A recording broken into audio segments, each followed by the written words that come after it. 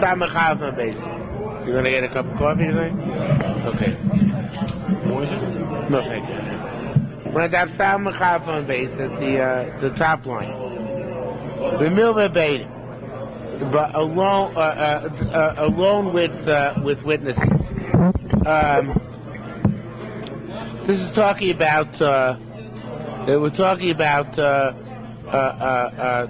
what happens when a shchivmera, somebody who's dying, writes his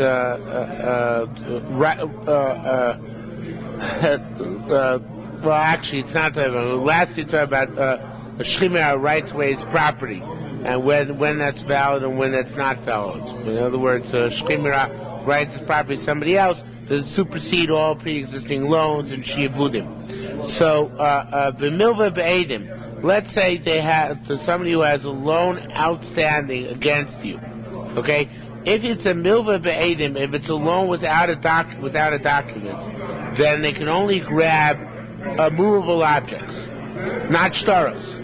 Shtaros, you need to have a shtar actually in order to make a land grab, right? Avo b'milva b'shtar beichetov sukarka beichetov sumatalin aim utziim biyodor. If it's a milva be'edim, you could only take metaltlin. But it's a milva and a shtar, you can take both metaltlin and karkos.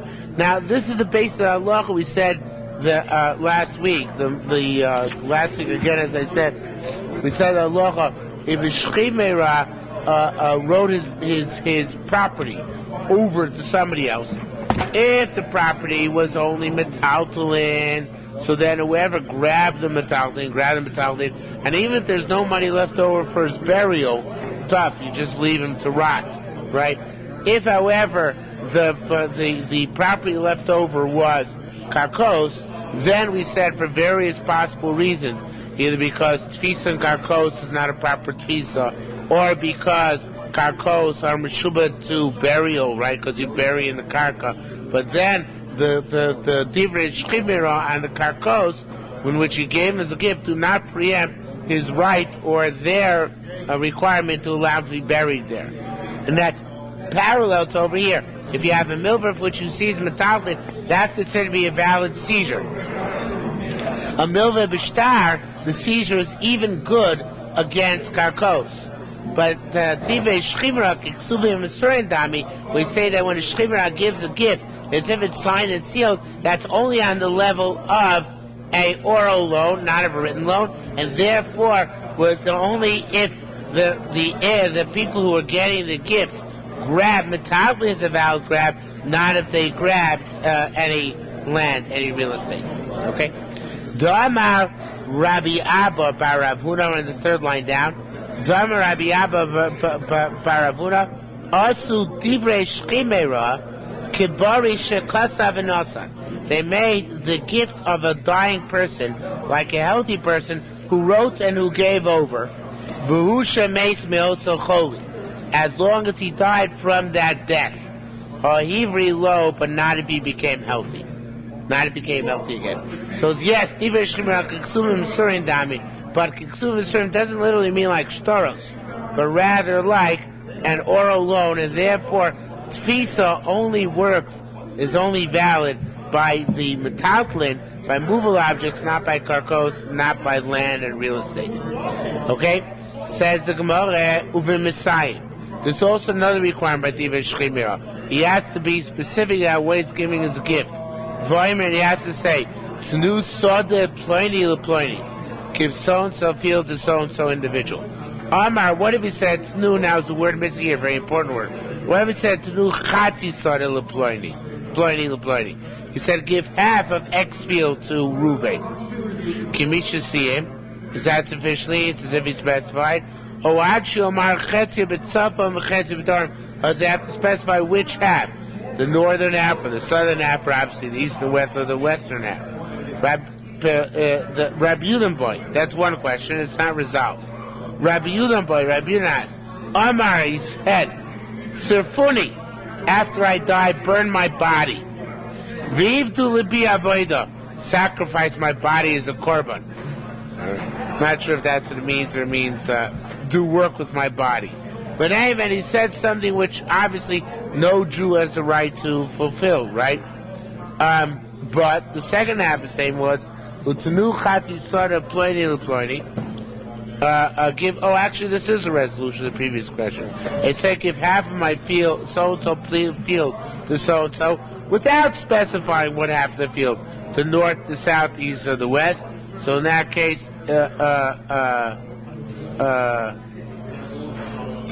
he means sorfin, a nostin.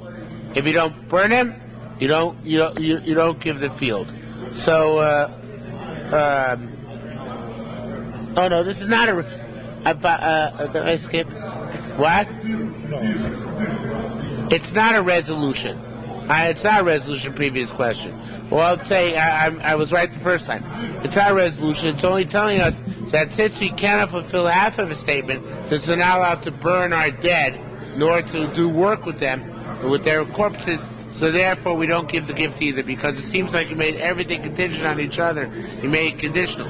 So therefore you can't fulfill part of his condition, because it's halachically forbidden. We don't fulfill the other part of his condition either. Okay?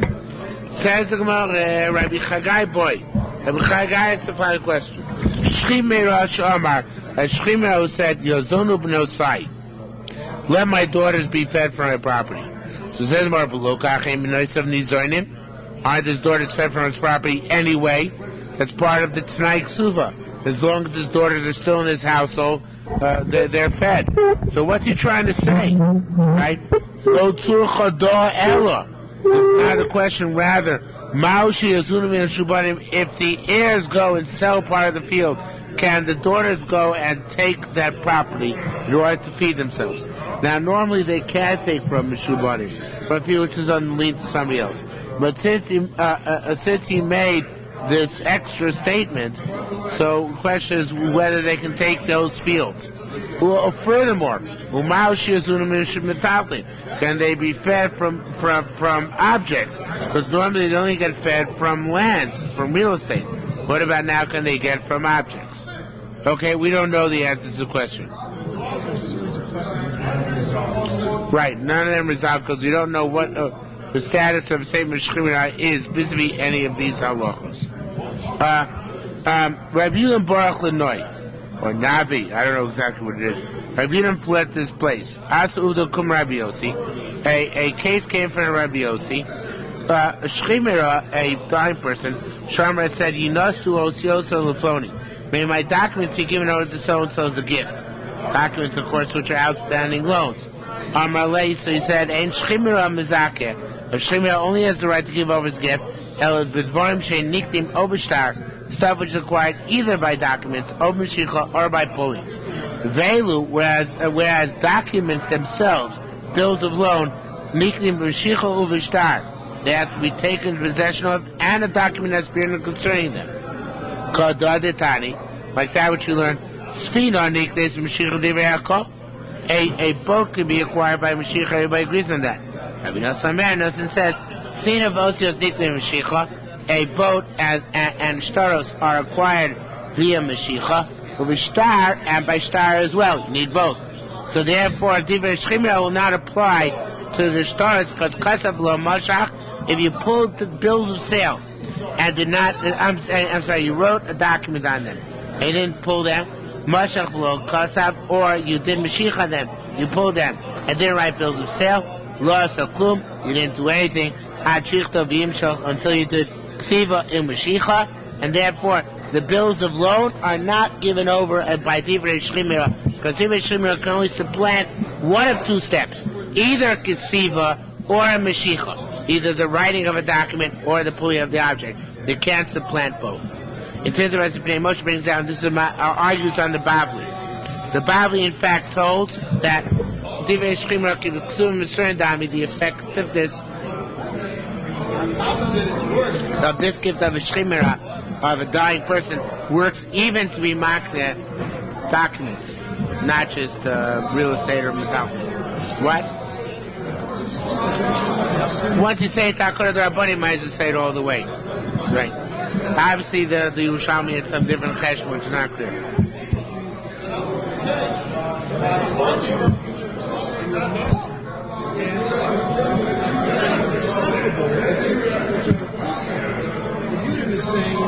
that in the second performance of singing that order, the person says,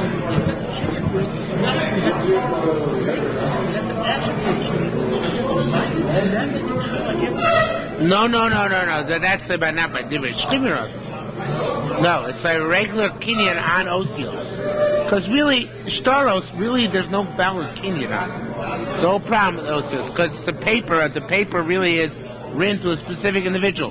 How could I be marking an IOU to me, right? I mean, it's not like nowadays. One sells loans. A loan is tied to a specific individual.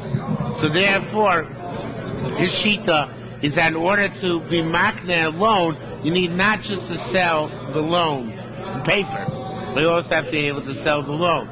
So that's when you need both the Mashiach and the Ksiva. The question is when you get the Divrei Shechima Kesuvos Misurin Dami, which works to replace Kesiva or Mashiach, can replace the double weakness which is inherent in the sale of documents and bills of loan.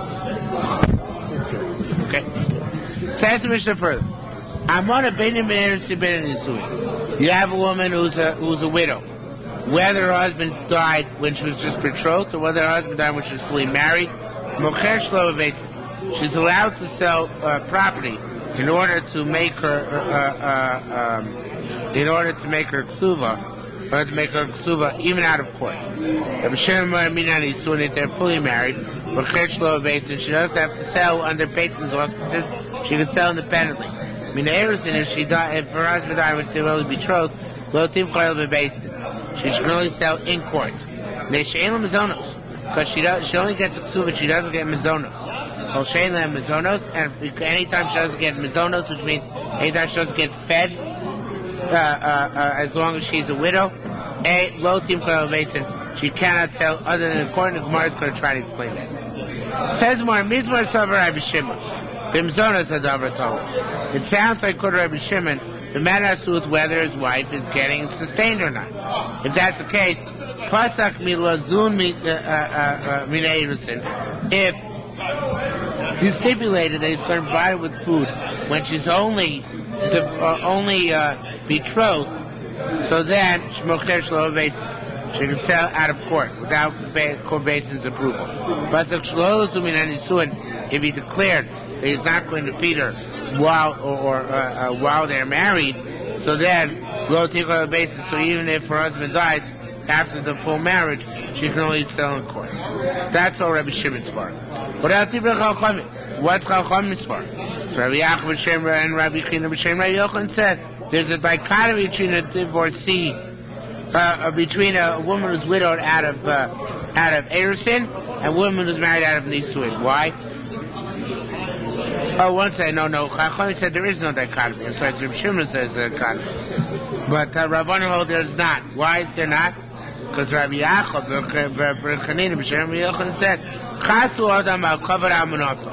a person is concerned with the dignity of his widow.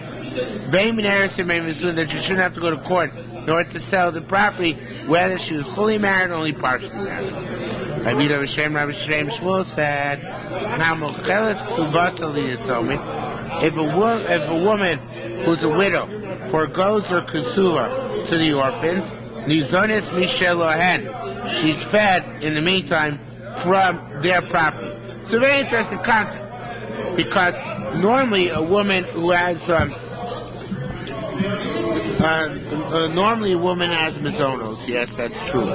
But until such time she gets her ksuva, and here she's being mochel ksuva, so she's really never going to get it. So why does she not lose mizonos right away? Why should she not lose the right to be sustained the moment she's mochel ksuva? Low point of mizonos, as long as she hasn't collected ksuva. When she's mochel, it would seem that's as if she could have collected the ksuva already, right? The kasha Shem, and that's what we're asked. The kasha ilu isha she'ein lo ksuva Shem yesh lo mizonos. If a woman has no ksuva, how come she gets sustained? Says more isha she'ein lo ksuva ein lo mizonos. Normally, a woman who has no ksuva does not get fed. But here, lo dayacha shemochli yisoyim ksuvasa. It's not how she was mochel to the heirs or ksuva. That was she'ata mevakish tabicha mizonoseh. You want to cause her to lose her food? It's not fair.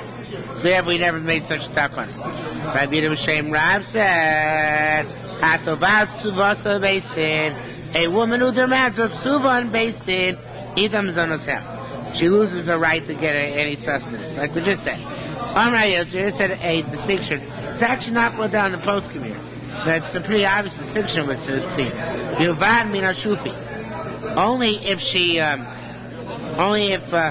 was Michael or Ksuva, or she sold her Ksuva, or she renounced the Ksuva willfully. Right? Mina Shofi means smoothly. But if she was compelled to renounce her Ksuva low, then these laws do not apply. Kato Amaruto, like a certain widow, the Rabbi Abdimas, who was the widow of Rabbi Abdimas. Ramuba. So they started talking to her. Omula, they said, Rabbi Barba Kohen Boy Tova. Rabbi Barba Kohen wants to marry you. So therefore you should just get your ksuva for the first husband and go and marry him. Which is not true. He had no intention of marrying her whatsoever. So it says in the meantime they said Boy Loch Tavas Parnam. I'm sorry. Hey Barba Kohen Boy Loch, he wants you. Tavas Parna, so she went and demanded ksuva of them the Vedas Mizonosea, and she lost her food, her right to be sustained. Tapas Samach Bezamah means in the Eastern Bilaya, when this became renowned, Alun Uvdo Kumi Rabbi Yossi, so the story came from Rabbi Yossi, because of the Mizaina, and he put her back to get sustained because she was tricked into that renouncing of her right to be sustained. Thank you. Rabbi Lezer Shem Rabbi Yossi Zimra said, a woman who went 2 or 3 months, it has not demanded her mazonos. That means after the fact as well. She went and she sustained herself in 2 or 3 months. And she didn't charge her expense account. So statute of limitations. The Mizonos she lost the right to get Mizonos. Now that means she lost the right to be reimbursed for those 3 months, for those months which she didn't demand reimbursement. She loses the right. Normally she gets reimbursed for any money she expends on her own food. But here she lost that right because the statute of limitations expires that quickly. Says the Gemara. After Mizonos said, Dina Tlasi Archaya, she loses those 3 months of her Mizonos. Now, says the Gemara, that's why she didn't borrow money to sustain herself during those 3 months. Having loves her, if she borrowed money in order to sustain herself, goiva, then she collects when you saw me. Because obviously she borrowed money, she was short on cash, and she wasn't moichel. And also it's talking about there is no collateral. But if she has collateral, even if she didn't borrow money, still she has to get reimbursed. So I'm not sure what exactly this collateral is. Right?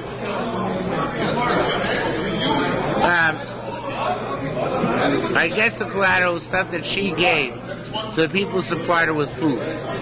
So since she gave collateral, so clearly, even though she didn't borrow money from anybody else, but since she gave collateral, clearly she intends to redeem it and get it back.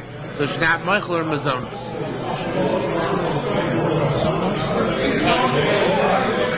Forgets Mazonos. She gave those who gave her Mazonos collateral. Not payment. She bought food on credit. Okay? Says or first. What? Yes. Rabbi Yosef Sheri Yochanan said, Zui Sham, this is that which they said. B'tchila merchim mazon yirbeis chon.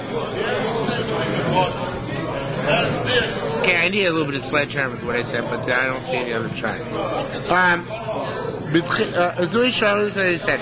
B'tchila mochim mazon yibeis chodesh. I don't understand exactly why they do this, but they sell property at public auction every 12 months to raise money for her mazonos. But they don't give it to her all at once. They allot it to her monthly. So they have to have money in the bank for a whole year, but they allocate it months.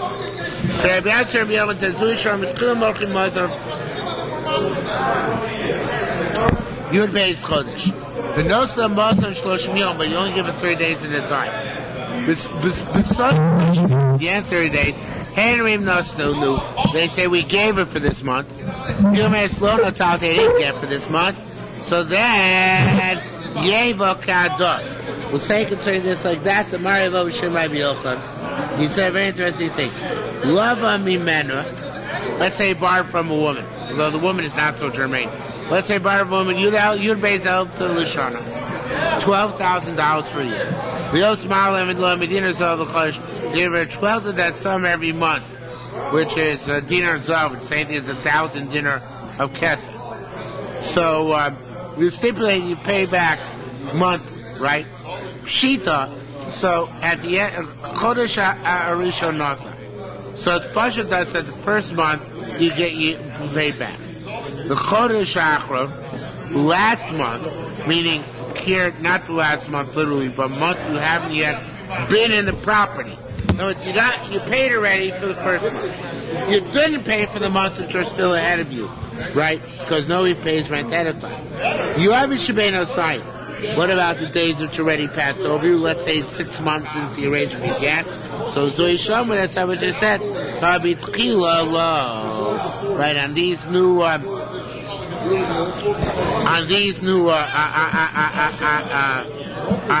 the months ahead, we assume that he didn't pay. But the months behind us already, the initial months we assume is already paid. And this is generic halacha by Avah. If I come after the time and I say, you didn't pay me, Yaakov, so Yaakov says, no, I did pay you. And I believe Yaakov. If I come before the time is up and the mind of Yaakov to pay me, so Yaakov says, I paid you, right? Says, no, of course you didn't pay it because you don't pay until the time is up. Everybody's a deadbeat to the last possible moment. The basic premise. Okay? Says the Gemara. Asher Evam Shem Yom said, we just said on top, initially, base chodesh we sell 12 months worth, and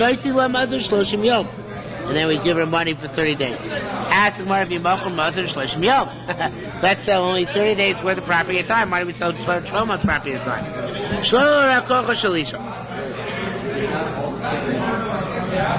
In order not to diminish her capacity. Do I skip? No.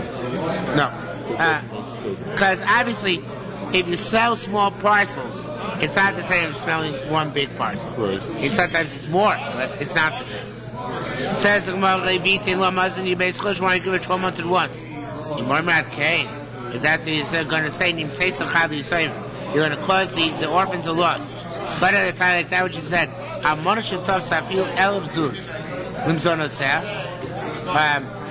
a woman, what? No, they sell this property a little bit at a time. They don't sell all at once and hold on. No, they do sell at once. All 12 months at once. They do? Yeah. So why does... The question, why don't we give her all 12 months worth of salary at one Why time? does she gain by getting it in a piece at a time? What? Why does she... Why do they say she gains? Loses. She loses. Right. Right. So that's why they sell 12 months worth at once, not piecemeal over 12 months. Not to drive the price down. So it says more, again, either law most of the use basically should give it all 12 months a month, but once. In my case, you say that in say you're going to cause Yisrael a loss. Because at a time like that, which learn, and one should have a few elef dinar. A widow who grabbed even $1,000 for her mazonos, we do not extricate that from them. So obviously, if she makes as the 12 months of mazonos in hand, so who knows what she might abscond or embezzle with. We don't want it to have that much funds, because who knows what she's going to do next, right? So if that's the case, we only give her a little bit of a time. Okay?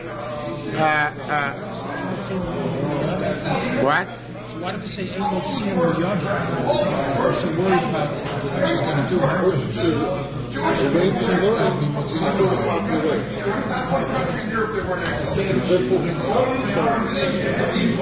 Why do we not take it back from him?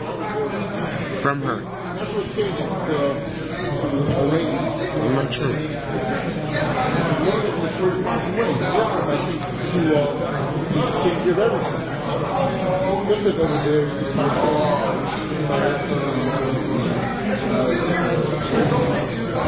I don't know why we don't think about it. It's a good question.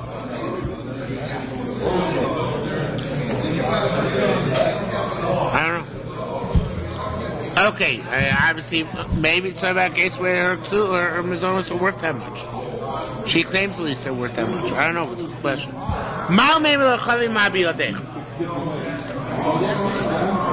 I would say, to her, well, show us what's in your hand to see that we're not abusing the privilege. That's why it must be that she can grab 1,000 for mazonos next to 1,000. Because we have a question whether we could say, see if you're abusing your privilege. Actually, I don't know. I'm not answering, but Rabbi Boone became a Shiasida Lishava Basov. Since eventually she's going to take an oath.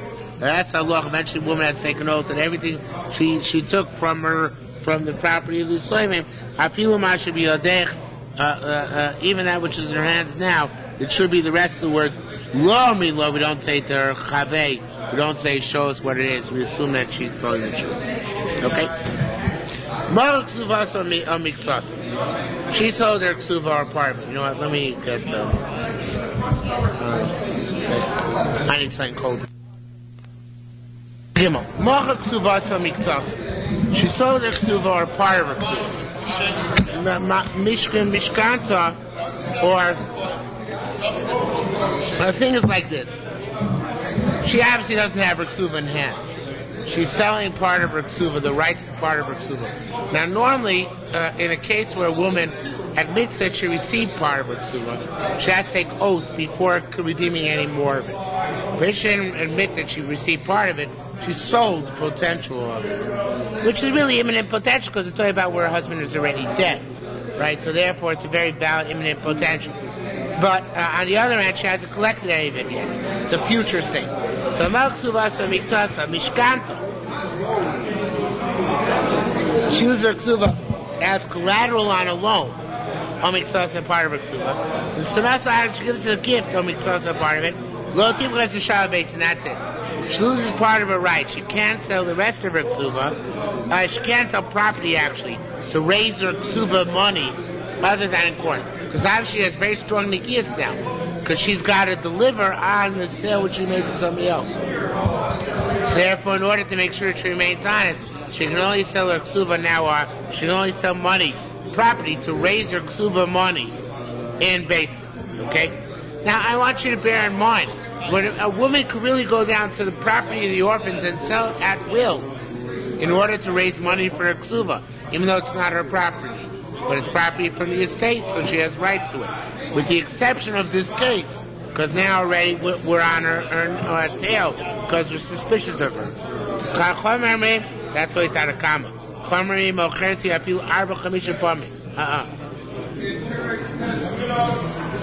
Usually it's sell even 4 or 5 times over, and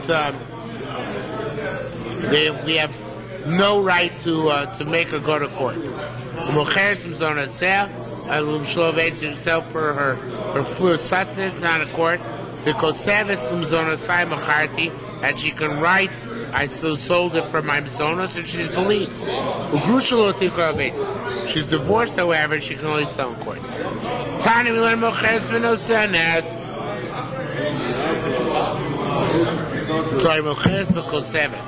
she has free reign. She can sell and write Elu Ksubasi. These I sold for my Ksuba. Elu Mzonos, and these I sold for Mazonos. In other words, her accountability is very low. We basically give her credibility. Tivi Rabiulah. Rabbi Yosimer Moches V'Koseves Tam. She doesn't even have to give an accounting of what she sold for. Uvizeh, and with this, Kocha Miyupa, she has great advantage. Bas Milva Beidin. It's like a guy comes to claim the property left from the estate because he had an outstanding loan against the deceased, right? So, Bas Milvabedim, when marriage, she says, you can't touch this property. I sold it for my food. And halacha is if it's only an oral loan, along with witnesses, but only oral, it's not goiva for property which has been sold to somebody else. However, if he mitzaref the two halves of the star, because like two separate psukim of bastin already. So if they come to bastin, then you divide to make the join the together. But it's already after the fact. I'm thinking that maybe is that those two shitas Reish Lakish are connected. All right, we'll stop here for this evening.